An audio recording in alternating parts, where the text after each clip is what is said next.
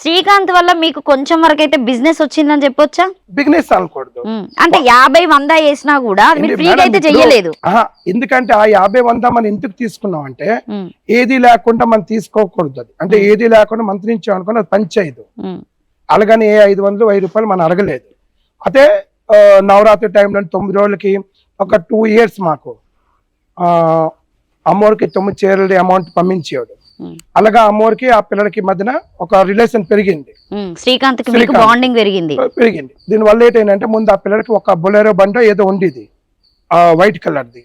ఇక్కడ మొక్కుంటే 4 వెహికల్ అయ్యి 4 వెహికల్ వేస్తే ప్రతిదీ ఆ పిల్లలు ఏం చేస్తారు అంటే స్టేటస్ లో మన అమ్మోరి ఫోటో ఇప్పటికీ పెట్టుకుంటున్నారు. శ్రీకాంత్ ఇప్పటికీ అమ్మోరి ఫోటో పెట్టుకుంటారు. అమ్మోరి ఫోటో గ్లాస్ లోని డోర్ మీద పెట్టుకుంటారు. మన అమ్మ ఫోటో పెట్టుకున్న తర్వాత ఏంటవుద్దంటే పెట్టిన తర్వాత ఏం జరిగింది ఇలాగ తీసుకుని కంటిన్యూ. దాని తర్వాత ఇంకొకసారి అప్పుడు వచ్చిన తర్వాత మధ్య ఇంకెప్పుడు రాలేదు నాకు ఫోన్ కాంటాక్ట్ మేము మాట్లాడుకుంటే సరే అలాగండి ఏదైనా ఉంటే ఫోటో పెట్టారు. 3 నెలలకి 4 నెలలకి హాస్పిటల్ అడ్మిట్ ఉంటే దేనికి వాళ్ళ పేరు తర్వాత హాస్పిటల్కి నీళ్ళు వాటర్ లేదంటే వాటర్ కిల్లే బొత్తులు తీసుకుని 20 వాటర్ పేస్తే తాగగానే బాగా అయిపోయారు. అలాగా ఇది జరిగిన తర్వాత సడన్లీ ఒకటి ఏంటన్నారంటే సార్ మాకు ఒకరోజు ఫోన్ చేశాడు. సార్ ఒక సార్ కలిసాడు మీ గుడికేమో గుడికేమో షూటింగ్ చేయడానికి వస్తాను అన్నాడు. ఏ షూటింగ్ అని అడిగాను.